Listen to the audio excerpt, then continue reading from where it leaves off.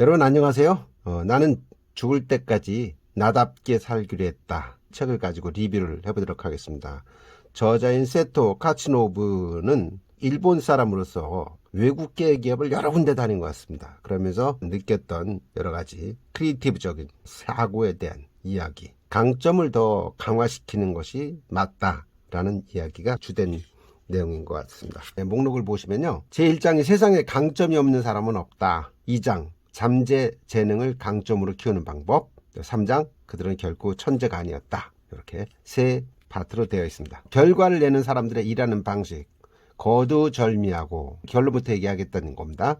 조금은 냉정하게 들릴지 모르지만 약점을 개선하는 일은 아무리 마음먹고 노력해도 애쓴 만큼 성과가 나타나지가 않는다. 비효율적이라는 얘기죠. 그래서 자기만의 잠재 능력을 키우는데 시간과 노력을 쏟는 것이 낫다. 선택과 집중을 하라. 못하는 일에 대해서는 극복을 하는 게 아니라 보완하거나 타인의 도움을 받는 발상을 했고, 혼자가 아니라 누군가의 협력이 기본 전제가 되는 것이 좋다. 바로 어떤 상황에서든 결과를 만들어내는 사람들이 일하는 방식, 그것이 바로 이런 방법이다 라고 이야기를 하고 있습니다. 창조적인 사고는 자신이 잘하는 분야에서 나온다. 그렇기 때문에 약점을 극복하는 데 시간 쏟기보다는 강점을 발전시키는 데 시간을 투자하는 게 좋다는 요지입니다. 본인이 미처 깨닫지 못한 재능을 찾아서 강점으로 키우는 데 활용하도록 돕는 게 목적이다. 자신뿐만 아니라 누군가를 위해서 강점을 발휘할 수 있다면 당신의 인생은 훨씬 더 빠르게 당신이 그리는 대로 움직일 것이다 라고 결론을 내리고 있습니다. 첫 페이지입니다. 세상에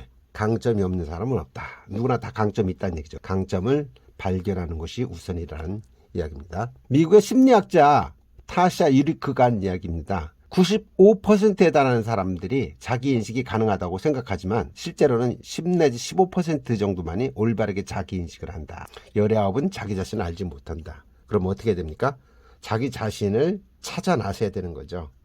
자기 개발을 해야 되는 거고, 내가 뭘 잘하는지를 알아내야 된다는 것이 요지가 되겠죠. 미국과 일본에서 살아본 지인이 두 나라의 교육 차이점에서 이야기를 했는데, 일본에서는 못하는 일을 최대한 노력해서 할 수 있도록 교육하는 데 비해서 미국에서는 너는 이것을 잘하니 더 노력해서 발전시켜라 라는 말을 한다는 거죠. 결론은 미국은 강점을 강화시키고 일본은 약점을 보완시키는 형태다.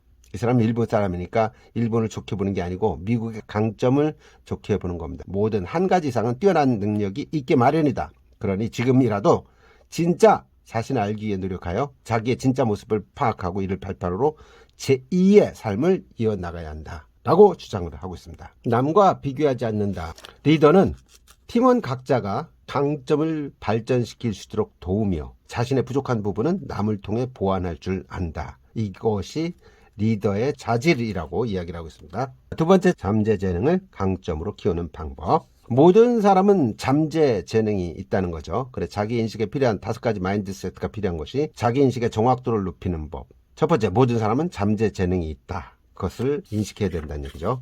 두 번째는 아무도 혼자 살 수는 없다는 겁니다.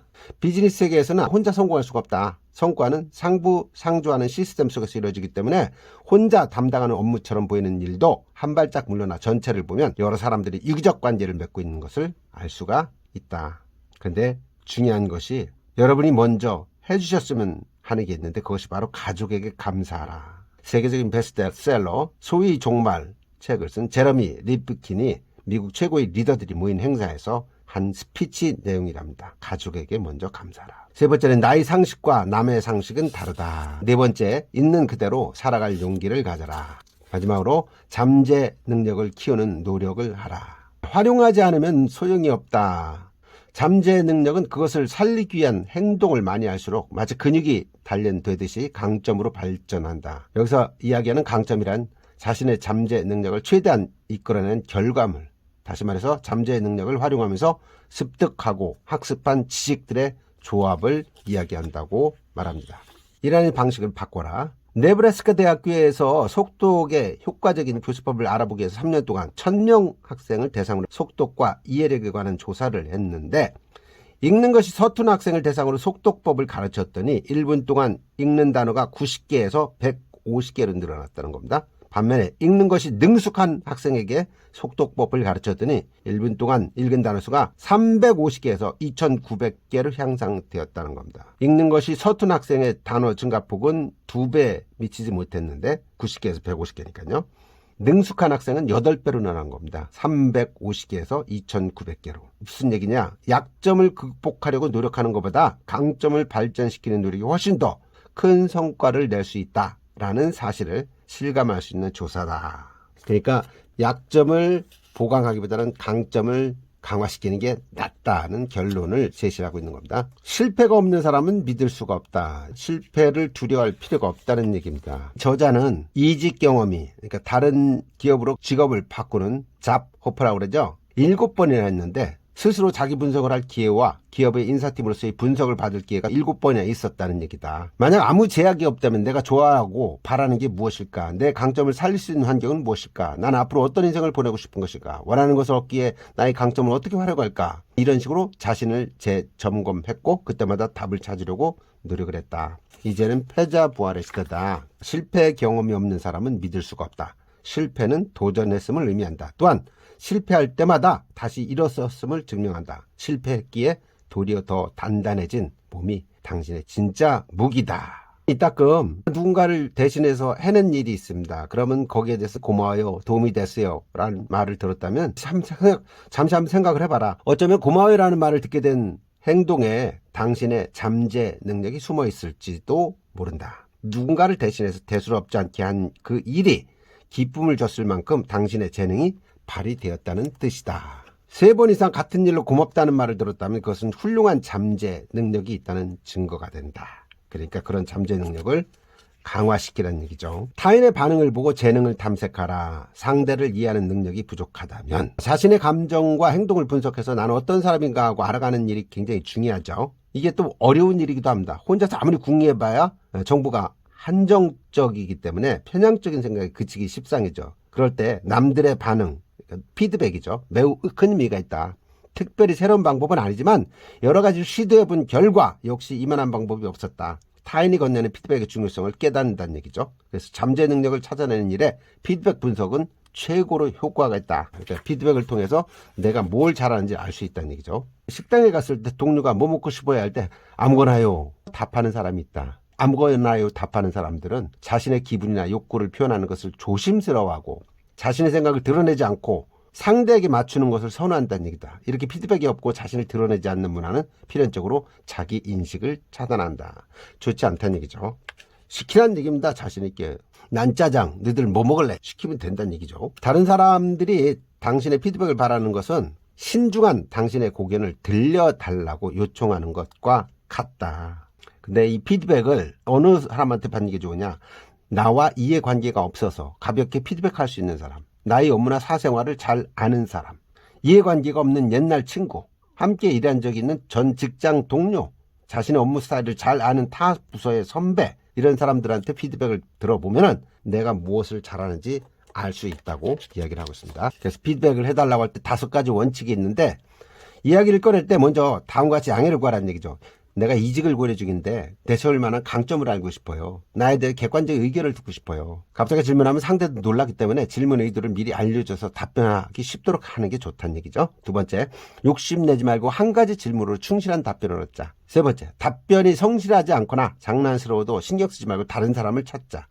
상대가 솔직할 수 있도록 편안한 분위기를 만들고 생각나는 건 뭐든 좋아요. 무슨 말을 해도 화내지 않을게요. 같은 낙관적인 모습을 보이자. 5째, 이상 열관 사항의 원칙에 주의해서 다음 내용을 실천하자. 많은 사람한테 물어보고 계속 물어보고 가능한 한 나이와 속성이 다른 사람에게 물어보고 이렇게 해서 피드백을 받아보는 것이 내가 무엇을 잘하는지 내 강점을 발견할 수 있는 기회가 된다는 이야기입니다. 중요한 것은 모든 의견을 고지고대로 받아들이지는 말라. 결론은 본인이 또 판단하라는 얘기죠. 모든 피드백을 진실로 받아들이지 말고 데이터로 축적하여 공통점이나 경향을 찾아내는 일이 중요하다. 가능한 많은 데이터를 하란 이야기입니다. 정기적으로 코칭을 받아라. 새로운 자신의 눈을 떠라는 얘기입니다. 개인이 능력을 개발하는데 매우 중요한 게 코칭이라는 거죠. 코칭. 사람에게 물고기 한 마리 주는 것보다는 그렇게 하면 하루 사는데 고기 잡는 방법 알려주면 평생을 산다는 말도 있지 않습니까? 코칭을 설명할 때 자주 비하는 표현인데 이게 바로 코칭의 핵심이라는 겁니다. 그래서 코치는 먼저 그 사람의 행동을 관찰하고 도움이 되는 피드백을 해요. 코치는 의표를 찌르는 질문해야 합니다. 상대는 생각하고 발견하며 탐구하는 과정을 거치게 됩니다.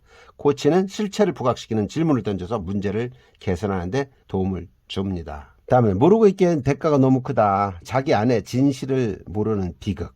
이건 쏙 와닿습니다. 주가가 상승하면 사이트에 접속해서 몇 번이고 계속 차트를 체크하는데 반면에 주가가 하락하는 추세라면 점점 사이트에 접속하는 횟수가 줄고 각종 정보를 찾아보는 시간도 줄어든다는 얘기죠. 사람은 기분이 좋아지는 긍정적인 정보에는 적극적이지만 기분을 해치는 부정적인 정보는 왠지 차단하라는 그런 경향이 있다는 거죠. 그렇게 해서는 안 되는데. 다음에 자신과 마주하는 고독의 시간이 필요하다. 자신을 돌아보는 시간을 갖자는 이야기입니다. 고독은 자아성찰의 든든한 지원군이다. 혼자가 되어 자신을 돌아보는 동안 자기 자신에 대해서 그리고 삶에 대해 깊은 통찰을 얻을 수가 있다.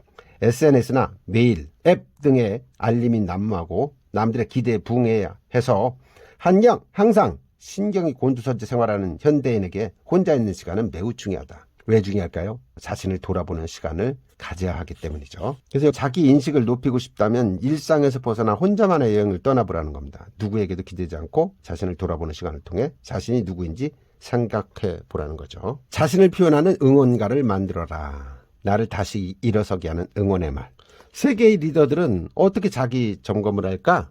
자신의 재능을 진단하는 테스트가 있는데 실행력, 영향력, 인간관계 구축, 전략적 사고 등 크게 4가지 영역으로 나눠서 분석할 수가 있다는 겁니다. 저자는 2017년에 갤럽사의 인정 스트렝스 코치 자격을 취득을 했다고 합니다. 나흘 반 동안 호텔에 집합해서 강점에 근거한 코칭법을 익히기 위해서 철저히 학습하고 이해들을 묻는 시험을 치렀고 동시에 학습에서 익힌 지식을 활용하는 시험에도 합격해서 인정 자격자가 되었다는 거죠. 이 사람이 클립턴 스트렝스의 매력을 느꼈던 이유는 3가지인데, 첫째, 사람의 강점에 주목한다는 점. 둘째, 세계의 비즈니스 리더의 공통된 언어라는 점. 셋째, 현실의 자신은 알기 힘든 무의식의 자신을 알 수 있는 툴이라는 점. 이런 것 때문에 클립턴 스트렝스의 매력을 느꼈다는 거죠.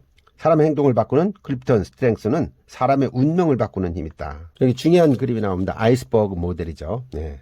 이게 지금 출렁이는 바다라고 하면 물결, 위에 드러난 지식이 있고 밑에는 사회적 역할과 자기 이미지, 기질 및 특성이라는 것이 있는데 지식만 드러나지 밑에 있는 것은 드러나지 않는 얘기죠. 지식은 겉으로 드러나지만 그 토대인 사회적 역할, 자기 이미지, 기질 및 특성 이런 것들은 잘 드러나지 않는다는 겁니다. 그래서 이 모든 게 자기 자신인데도 불구하고 아이스버그 모델은 개인을 형성하는 다양한 영역을 보여주는데 물결 표시 위가 지식 위죠. 그래서 자기 내면을 응시하고 타인의 피드백을 받고 클립턴 스트렝스 테스트를 한번 체험을 하면은 자기 인식의 정확도를 높이는데 큰 힌트를 얻을 수 있다. 이 진단 툴에는 여러 가지가 있죠. MBTI도 있고 에고그램도 있고 예정 그 외에도 여러 가지가 있습니다. 동양에서 나오는 음양 오행론 이런 것들이 있고요. 이런 방법을 통해서 자기의 잠재 능력을 찾는 방법도 3장입니다. 그들은 결코 천재가 아니었다. 이런 형태를 통해서 강점을 찾아내고 발전시킨 다음에는 자신은 물론이고 자기가 속한 조직에 나아가 사회에 기여하는 것이 진짜 목표이고 그것이 내가 말하는 인간다운 삶이다. 마이크로소프트를 탄생시킨 빌 게이츠는 컴퓨터 프로그래밍 능력은 뛰어난 반면 기업을 관리하고 운영하는 능력은 부족하다고 생각을 했습니다. 그래서 경영 수완이 뛰어난 스티브 발머를 최고 경영자로 발탁을 했죠. 스티브 발머는 마이크로소프트의 창립 멤버도 아니고 빌 게이츠의 친척도 아니었고 1980년 마이크로소프트에 입사한 지 18년 뒤인 1998년에 회장으로 승진했고 그 덕분에 세계적인 거부가 됐죠. 이처럼 빌 게이츠는 자신의 약점을 인식하고 그것을 보완해 줄 인재를 곁에 둠으로써 세계 제1의 비즈니스맨으로 도약을 할 수 있었던 겁니다. 애플도 마찬가지죠. 2005년에 스티브 잡스는 애플의 최고 운영 책임자로 경영을 이끌던 팀 쿡을 CEO로 임명합니다. 전반적인 경영 실무는 팀 쿡에게 맡기고 자신은 전체적인 전략에 집중함으로써 미래를 향한 준비를 서둘렀죠. 그 결과 현재 애플은 세계 최고의 브랜드 가치를 지닌 기업으로 평가받고 있습니다. 만약에 이 빌 게이츠와 스티브 잡스가 자기 능력만 믿고 경영을 이끌었다면 이들 기업은 어찌 됐을까? 어쩌면 이류 기업으로 전락했을지도 모른다. 빌 게이츠, 스티브 잡스는 결코 천재가 아니었다. 그럼에도 그들을 경영의 천재라고 부르는 이유는 바로 강점은 물론이고 약점까지도 인정하고 과감하게 권한을 나누어서 최고의 효율을 이끌어냈기 때문이다. 성공자들은 태어나면서부터 완벽한 사람이 아니라 타인의 능력을 과감히 받아들여 내가 가진 장점과 결합시킴으로써 최고의 결과를 이끌어내는 사람들이다. 대화형 리더가 답이다. 이 30초도 기다리지 못하는 상사들의 인내심. 대화형 리더가 되려면 무엇이 필요할까? 일단 경청이 제일 중요한 덕목이라고 생각한다. 어떤 이들은 리더란 다른 누구보다도 큰 소리로 외치고 앞장서 싸우는 사람이라고 말하지만 그것은 리더의 필요 충분 조건 중에서 극히 일부에 불과하다. 중요한 것은 경청 듣는 것이라는 거죠. 리더는 학교 선생님처럼 교단에서 일방적 강의를 하는 사람이 아니다. 조직의 방향성을 결정하고 구성원의 생각이나 의견을 하나로 모아 최대한 발휘할 수 있도록 인도해야 한다. 이것이 바로 리더의 역할인데 일본 기업에서는 깡그리 무시가 된다는 거죠. 지금 어떤 생각하고 있나요? 어떤 일 할 때 가장 열정이 생기나요? 앞으로 계획은 무엇인가요? 이렇게 질문하는 능력도 중요하다는 겁니다. 코치 역할을 하는 리더가 구성원들에게 답을 제시하지 않는 이유는 사람은 자신이 스스로 알게 된 것이 아니면 움직이지 않는다는 걸 알기 때문이죠. 이것이 바로 구성원들의 강점을 이끌어내는 방법이다. 리더가 제시한 답에 의존하지 않고 스스로 답을 찾아낼 수 있도록 독려하는 것, 이것이 중요하다는 이야기죠. 그러면 어떻게 해야지 신뢰관계의 구축을 위한 커뮤니케이션 퀄리티를 높일 수 있을까? 첫 번째, 듣기의 질을 높여야 된다는 얘기죠. 두 번째는 상대의 이야기의 질을 높여야 된다. 이렇게 중요한 키포인트가 있습니다. 리더십은 군림하고 지시하고 가르치는 것이 아니다. 성공하는 리더들은 남의 말을 듣는 능력과 함께 모르는 것을 묻는 능력을 가진 사람들이었음을 잊지 말자. 중요한 내용이죠. 나를 위해서가 아니라 당신을 위해서입니다. 남을 빛나게 해야 자신도 빛난다. 그렇죠. 강점 사용처의 변화가 첫 번째, 자신의 강점을 모른다. 자신의 강점을 활용한다. 강점으로 상대에게 공헌을 한다. 이것이 당신을 위해서도 좋다는 이야기입니다. 고등학교 시절에 감독님은 남을 빛나게 해야 자신이 빛난다라고 가르쳐 주셨는데 사회생활에서 그대로 적용이 되지 않을까 하는 생각이 들었다는 얘기죠.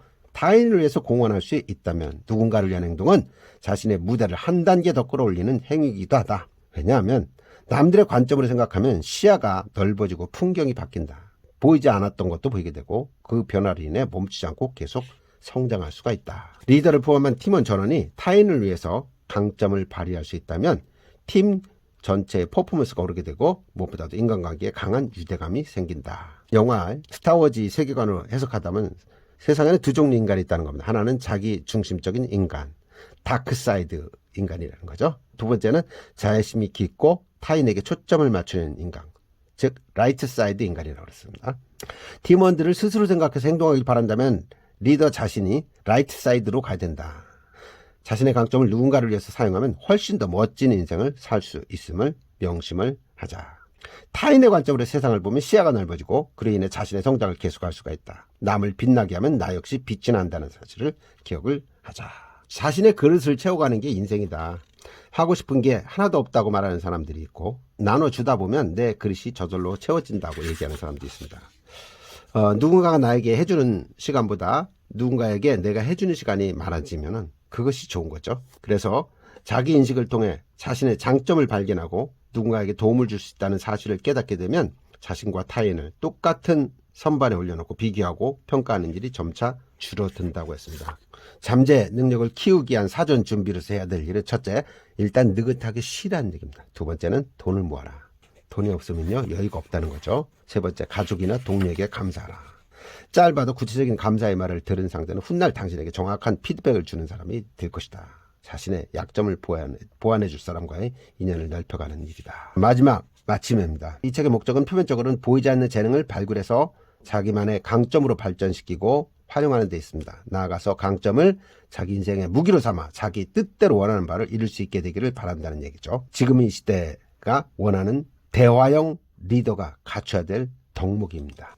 결론적으로 얘기한다면 나는 내가 잘하는 방식으로 누군가를 웃게 만들 때가 가장 행복하다. 나는 평생 이런 모습으로 살아가고 싶다. 당신도 그랬으면 좋겠다. 신나는 인생이란 바로 그런 것이 아닐까. 네, 동의가 됩니다. 자, 이 책의 결론은 자신을 죽이지 말고 무기로 삼으라는 얘기입니다. 제일 잘하는 걸 가지고 누군가를 위해서 도움을 주라는 얘기죠. 강점을 찾아서 강점을 최대한 공익적인 차원으로 활용하다 보면 나의 존재감을 부각시킬 수 있다는 이야기가 이 책의 핵심 코어가 되겠습니다. 내용이 좋았다면 구독, 좋아요, 그리고 많은 댓글 부탁드리겠습니다. 여러분 감사합니다.